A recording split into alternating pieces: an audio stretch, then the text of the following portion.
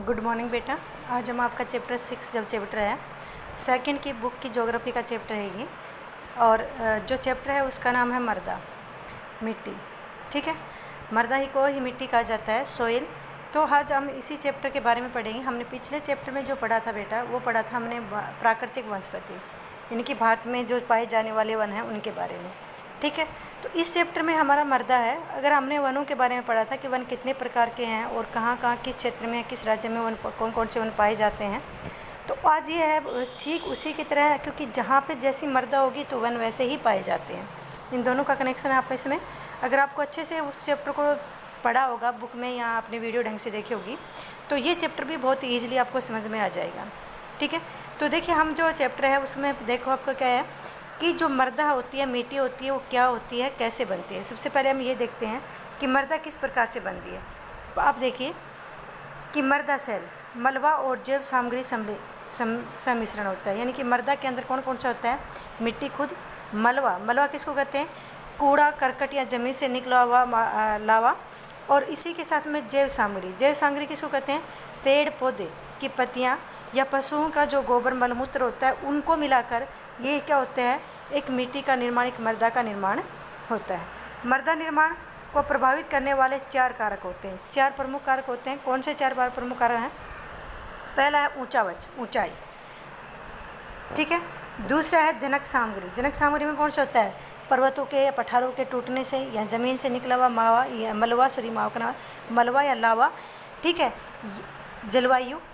और दूसरी चीज़ है वनस्पति, अन्य जीव जो है। वनस्पति कौन से? पेड़ पौधे की जो सड़ा गले या पेड़ पौधे जो अपशिष्ट पदार्थ होते हैं वो, या फिर जैव रूप यानी कि मरे हुए पशुओं का ज़मीन में गिरना, उनका सड़ना या उनका मलमूत्र है।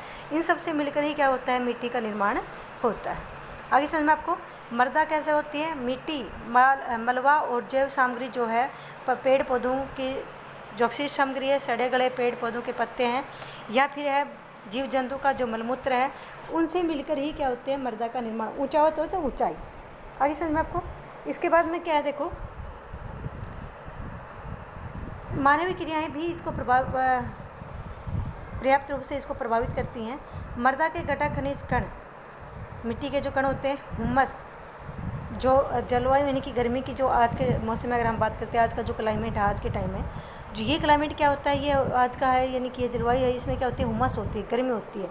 जल, पानी, वायु, हवा से प्रत्येक के वास्तविक मात्रा मृदा के प्रकार निर्भर करती है। ठीक है, कुछ मृदाओं में इसमें से एक या अधिक घटक कम या अधिक मात्रा में होते हैं, जबकि कुछ अन्य मृदाओं में इन घटकों के संयोजन, यानी कि कुछ मिट्टी ऐसी होती है जिसके अंदर ये सारे घटक मिले हुए होते हैं। कुछ में ऐसे होता है एक मात्रा में होते हैं, कुछ में ऐसा होता है कम होते हैं, कुछ में कुछ घटक ज़्यादा होते हैं।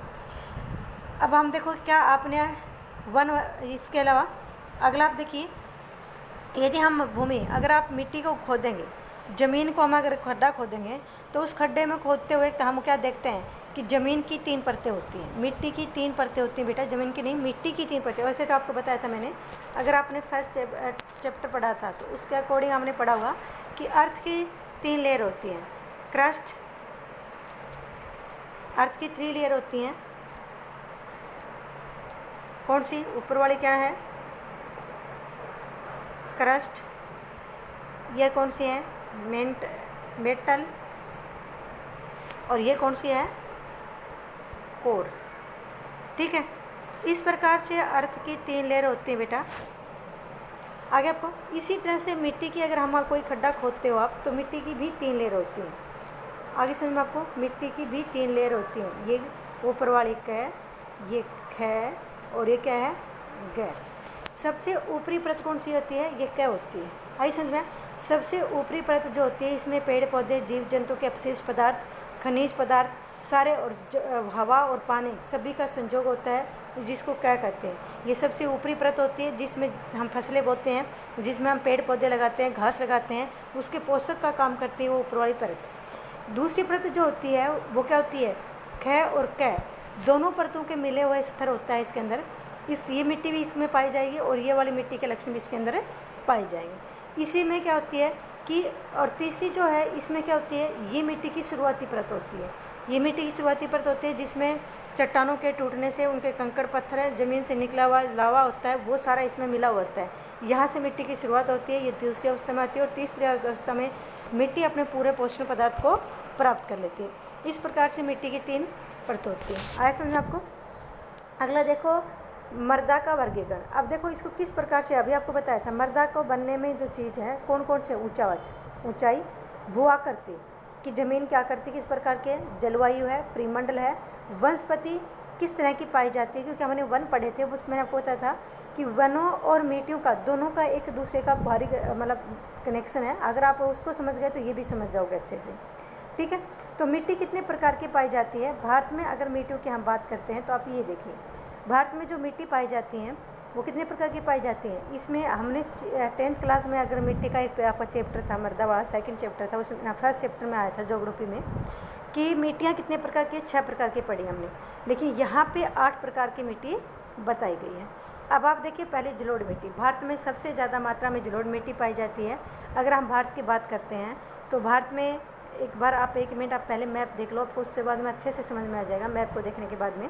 ये देखिए हमारे यहाँ पे मिट्टियों का दे रखा है, हालांकि यहाँ पे मिट्टियाँ जो दे रखी हैं इसमें भी 6 प्रकार की मिट्टी दे रखी है, लेकिन हमारे यहाँ पे मिट्टियों को कुछ सूत्रों को इस तरह बांटा है कि 8 प्रकार की मिट्टी आपके चैप्टर के अकॉर्डिंग। पहली मिट्टी हम पर्वतीय मिट्टी से लेते हैं, स्टार्टिंग हमारे यहाँ से करते हैं, या फिर आप इस मिट्टी से ले लिए, वन मृदा के नाम से भी इसको जाना जाता है, जहाँ पे सबसे ज़्यादा वन पाए जाते हैं और इसको पर्वतीय मिट्टी भी कहा जाता है। ये हिमालय क्षेत्र में सबसे ज़्यादा पाई जाती है। कहाँ पाई जाती है? ये खाली हिमालय क्षेत्र में सबसे अधिक पाई जाती है। हिमालय क्षेत्र कौन सा है? जम्मू कश्मीर है, उत्तराखंड है, हिमाचल है, सिक्किम है और अरुणाचल प्रदेश का कुछ हिस्सा है। यहाँ पर सबसे ज़्यादा वन मृदा या पर्वतीय मिट्टी पाई जाती है कि मिट्टी के कण मोटे होते हैं। आई समझ में आपको? दूसरे नंबर पर आती है जलोढ़ मिट्टी। जलोढ़ मिट्टी जो सबसे ज़्यादा उपजाऊ होती है, भारत में सबसे ज़्यादा बड़े क्षेत्रफल में जलोढ़ मिट्टी। ये देखो ज़्यादातर जलोढ़ मिट्टी नदियों के मुहाने या नदियों के मैदानी भाग में सबसे ज़्यादा पाई जाती है। ऐसा है आपको? तो ये जलोढ़ मिट्टी है, ये जो मैं लाइन कर रही हूँ सारी जलोढ़ मिट्टी की है। आगे समझ में आपको? इसके अलावा जो जलोढ़ मिट्टी पाई जाती है ये इस तरह से देखिए आप, ये वाला जो तटीय क्षेत्र है यहाँ पे जलोढ़ मिट्टी पाई जाती है। जलोढ़ मिट्टी कैसे बनती है? हिमालय क्षेत्र से या पर्वतीय क्षेत्रों से जो नदियाँ बहकर आती हैं भारत में, उन नदियों के द्वारा जो मिट्टी, कंकड़, पत्थर बहा के लाया जाता है या जीव जंतु के अपशिष्ट पदार्थ बहा के लाए जाते हैं, और ये जैसे पानी के बहाव तक के साथ ही मिट्टी आगे चलती जाती है तो कंकड़ पत्थर क्या होते हैं? घिस घिस के छोटे होते चले जाते हैं और मिट्टी का निर्माण करते हैं। इस मिट्टी में क्या होता है? 2 प्रकार की पाई जाती है। एक कौन सी है? बांगर, और दूसरी है खादर। ठीक है, पहली कौन सी है? बांगर मिट्टी। दूसरी जो मिट्टी है वो कौन सी है? खादर मिट्टी। आगे समझे आपको? बांगर और खादर 2 मिट्टी पाई जाती हैं। काली जलोढ़ जो मिट्टी है इसी के 2 नाम है, बांगर और खादर। बांगर जो मिट्टी है बेटा, ये जो इसको बोलते हैं पुरानी जलोढ़ मिट्टी, और जो खादर मिट्टी है ये किसको क्या बोलते हैं? नवीन जलोढ़ मिट्टी।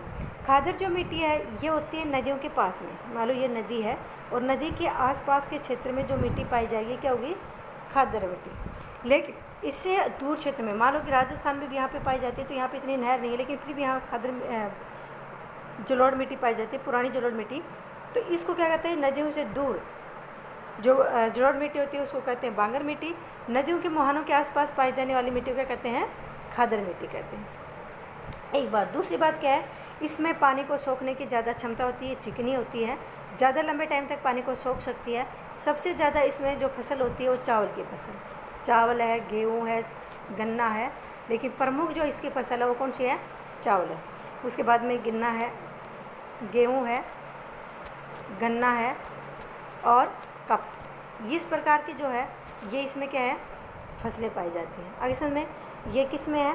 पंजाब पूरा, बिहार, पंजाब, हरियाणा, राजस्थान का कुछ हिस्सा, गुजरात और मध्य प्रदेश, उत्तर प्रदेश पूरा, बिहार पूरा। उसके बाद में पश्चिम बंगाल लगभग पूरा आता है, और असम का जो ये हिस्सा ये है। इसके बाद में ये जो तटीय क्षेत्र है जहाँ पे नदियाँ अपना मुहाना बनाती हैं या डेल्टा बनाती हैं, इन क्षेत्र में ये सबसे ज़्यादा पाई जाती है। सबसे ज़्यादा उपजाऊ जो जलोढ़ मिट्टी का मैदानी भाग है वो बनता है पश्चिम बंगाल का सुंदरवन डेल्टा। जो कपास सबसे ज़्यादा वहाँ पे, चावल वहाँ पे सबसे ज़्यादा होते हैं। एक साल में वहाँ पे चावल की 3 फसलें ली जाती हैं। हो गई ये मिट्टी। दूसरी जो मिट्टी इसमें देखो दे रखी है, तीसरी लाल और पीली मिट्टी। देखो बेटा, लाल और पीली मिट्टी का क्या है इसमें, लाल पीली मिट्टी में आप देखिए, ये है जो हमारे यहाँ पे ये पाई जाती है लाल और पीली मिट्टी। लाल और पीली मिट्टी का रंग लाल और पीला ही होता है। कारण क्या होता है, क्योंकि ये खास करके इस क्षेत्र में जो पुराने पर्वतीय पठारी क्षेत्र में जो पुराने पर्वत हैं, पहाड़ हैं, उनके टूटने से, क्योंकि जलवायु में अचानक क्या होती है, पहले बहुत तेज़ धूप पड़ती है, फिर अचानक से बारिश का हो जाना, या फिर रात को अचानक से टेम्परेचर का गिर जाना, दिन में बहुत तेज़ गर्मी होना, तो पहाड़ों को बहुत टाइम लगता है। पहले वो फैल जाते हैं गर्मी से, फिर वो सिकुड़ने में टाइम लगता है, तो वो चटक जाते हैं, टूट जाते हैं, और उनके टूटने से इस मिट्टी का निर्माण होता है। ये कम उपजाऊ मिट्टी है, इसके कण बहुत मोटे होते हैं। इसको अंदर कोई भी फसल पैदा करने के लिए इसके अंदर बहुत ज़्यादा उर्वरक डालने की ज़रूरत होती है। आगे समझ में, ये मिट्टी ज़्यादातर किस में है, आप देख सकते हो, आंध्र प्रदेश है, छत्तीसगढ़, झारखंड है, मध्य प्रदेश का कुछ भाग है, कर्नाटक का कुछ भाग है, फिर इधर देखो कर्नाटक है, तमिलनाडु है, उड़ीसा है, इन राज्यों में ये मिट्टी पाई जाती है। इधर पर्वतीय जो क्षेत्र है, कौन सा, नागालैंड है, मणिपुर है, त्रिपुरा है, इन क्षेत्रों में भी क्या है, पर्वतीय, या फिर अरुणाचल प्रदेश का कुछ हिस्सा है, यहाँ पे भी ये मिट्टी पाई जाती है। तीसरा देखो हमारा क्या है इसमें, अगली मिट्टी चौथी, लेटराइट मिट्टी। लेटराइट मिट्टी जो बनती है वो किस तरह से बनती है, लेटराइट मिट्टी में जलवायु में परिवर्तन होने से लेटराइट मिट्टी का निर्माण होता है। ये कहीं एक जगह नहीं है प्रॉपरली अगर हम इसको कहें, क्योंकि ये वहाँ बनती है जहाँ पे दलदली ज़मीन होती है। आगे समझ में आपको, जहाँ पे दलदली ज़मीन होती है, दलदली ज़मीन के अंदर अचानक इस प्रकार की गैसें बनती हैं, और कुछ जलवायु में अचानक से परिवर्तन होने की वजह से इस मिट्टी का निर्माण होता है। लेटराइट मिट्टी में सबसे ज़्यादा प्रमुख जो फसल होती है वो काजू की होती है। लेटराइट मिट्टी की जो प्रमुख फसल है वो क्या है, काजू, काजू की फसल है। तो इस मिट्टी का देखो कहाँ पाई जाती है बेटा, ये मिट्टी जो है हमारी वो पाई जाती है, देखिए आप, ये जो क्षेत्र है ये लेटराइट मिट्टी है। कौन सी मिट्टी है ये, लेटराइट मिट्टी है, ठीक है। उसके बाद में ये लेटराइट मिट्टी है, ये लेटराइट मिट्टी है, ये भी लेटराइट मिट्टी है, ये लेटराइट मिट्टी है, ये लेटराइट मिट्टी है, और ये जो मेघालय है इसमें भी लेटराइट मिट्टी। मैंने जो लाइनें की है यहाँ पे सभी जगह क्या है, लेटराइट मिट्टी। जहाँ ही माना कि मैंने ये कहा कि यहाँ पे ये राजस्थान में भी लेटराइट मिट्टी पाई जाती है, क्योंकि केवला देवी जो राष्ट्रीय अभयारण्य है वहाँ पे इस प्रकार की दलदली ज़मीन है उसके आसपास के क्षेत्र में, जहाँ पे लेटराइट मिट्टी पाई जाती है। कुछ हिस्सा आप देख सकते हो गुजरात के करण क्षेत्र में लेटराइट मिट्टी पाई जाती है। ये महाराष्ट्र और केरला के तटीय क्षेत्रों में लेटराइट मिट्टी पाई जाती है। कर्नाटक, महाराष्ट्र और केरला का तटीय क्षेत्र है। इसी वजह से क्या है, काजू सबसे ज़्यादा कहाँ होते हैं, कर्नाटक में होते हैं। भारत के सबसे ज़्यादा जो काजू की फसल होती है कर्नाटक में होती है, ठीक है। ये उड़ीसा में थोड़ी सी जगह, पश्चिम बंगाल सॉरी, और ये असम और मेघालय में लेटराइट मिट्टी पाई जाती है। अगली जो मिट्टी है काली मिट्टी।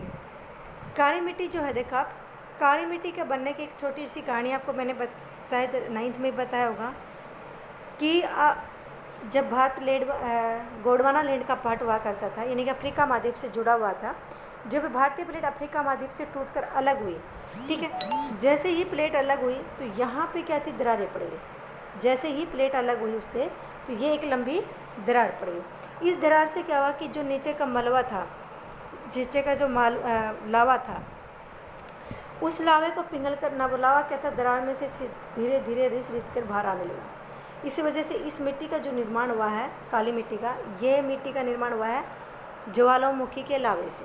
कोई ज्वालामुखी नहीं फटा भारत में, लेकिन गोंडवाना लैंड के टाइम में जब भारत किससे, अफ्रीका महाद्वीप से टूटकर अलग हुआ, तो वहाँ का ज़मीन का नीचे का जो लावा है वो क्या हुआ, धीरे धीरे रिस करके आने लगा, बाहर आके भारतीय इस क्षेत्र में फैल गया। आई समझ में आपको। इस वजह से इस मिट्टी का रंग कैसा है, काला है। ये चिपचिपी मिट्टी है। इस मिट्टी में भी पानी को रोकने की क्षमता बहुत ज़्यादा है। गर्मियों के टाइम में जब मिट्टी क्या होती है, तेज़ धूप पड़ती है, तो इस मिट्टी के अंदर इस तरह की पपड़ी बैठ जाती है, इस तरह की लाइनिंग पड़ जाती है और वो एक पपड़ी का रूप ले लेती है। आई समझ में। इस मिट्टी में हल चलाना बहुत मुश्किल होता है, पैर ज़मीन में धंस जाते हैं। इसमें प्रमुख जो फसलें होती हैं वो कौन सी है, कपास। सबसे प्रमुख जो फसल है इस मिट्टी में, काली मिट्टी में, कपास की फसल प्रमुख फसल। इसी वजह से महाराष्ट्र, मध्य प्रदेश और गुजरात में सबसे ज़्यादा दक्कन के पठार में कपास भारत में होती है।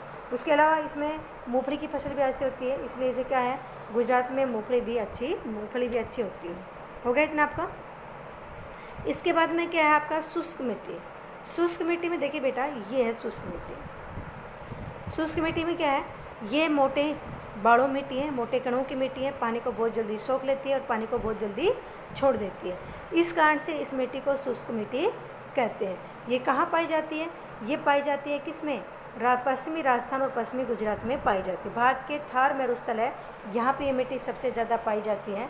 और इस मिट्टी में सबसे प्रमुख फसल है वो कौन सी है, बाजरे की फसल। प्रमुख जो फसल होती है वो बाजरा की फसल होती है। आगे समझ में, ठीक है। इस मिट्टी के बनने के पीछे भी एक छोटी सी स्टोरी है। जब भारत किसका था, ट्रेसरी युग में जब भारत ऑस्ट्रेलिया से टूटकर अलग हुआ और यूरेशिया से जाकर टकराया, तो यहाँ पे टेथिस नाम का सागर बताते हैं कि जैसे ही हिमालय पर्वत की टेथिस की प्लेट थी वो हिमालय के लिए ऊपर उठ गई और उसकी जो मिट्टी थी, सागर के तल में जो जमी हुई मिट्टी थी, वो क्या थी, यहाँ आकर रेगिस्तानी पार्ट में यानी कि पश्चिमी राजस्थान और गुजरात में आकर इकट्ठी हो गई। ठीक है, इसी वजह से यहाँ पे ऊंचे ऊंचे मिट्टी के टिब्बे पाए जाते हैं। और इस मिट्टी के अंदर सबसे ज़्यादा नमक की मात्रा है, क्योंकि समुद्र के पानी के अंदर नमक ज़्यादा होता है, इसी कारण से यहाँ पे नमक की मात्रा अधिक है।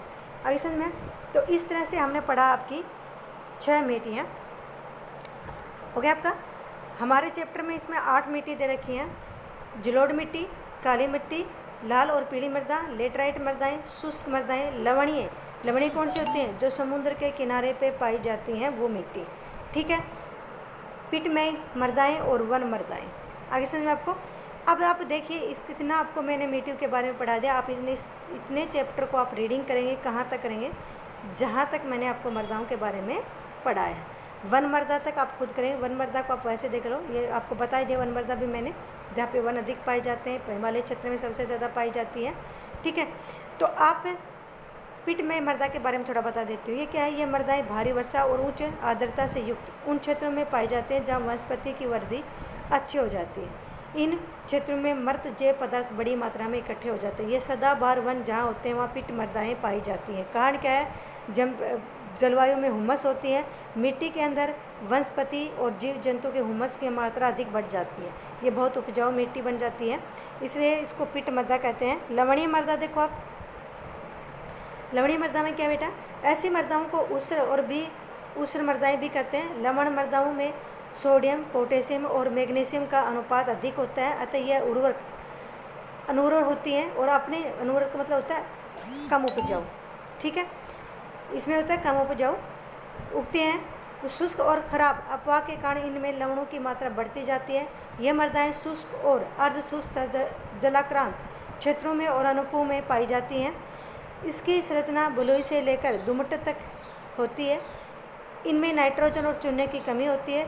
लवण मृदाओं का अधिकतर प्रसार क्या, पश्चिमी गुजरात, पूर्वी तट के जो है कच्छ रण क्षेत्र है उसमें है, पश्चिमी दक्षिणी मानसूनी क्षेत्र में नमक के कण आते हैं जो एक पपड़ी के रूप में क्या होते हैं, ऊपर सतह पर जमा हो जाते हैं। डेल्टा प्रदेश में समुद्री जल के भर जाने से लवण मृदाओं का विकास ज़्यादा बढ़ता है। अत्यधिक सिंचाई वाले घन क्षेत्र में भी, जैसे हरियाणा है, पंजाब में, यहाँ पे भी क्या होता है, मिट्टी में नमक की मात्रा धीरे धीरे बढ़ रही है, क्योंकि यहाँ पे एक साल में 2 या 3 से अधिक फसलें ली जाती है, जिससे कि बहुत ज़्यादा पानी की सिंचाई की जाती है और नमक की मात्रा यहाँ पे धीरे धीरे बढ़ रही है। जहाँ पे नमक की मात्रा ज़्यादा होती है फिर वो ज़मीन धीरे धीरे अनउपजाऊ बन जाती है। आज का हमारा वीडियो यहीं तक बेटा, और आगे का हम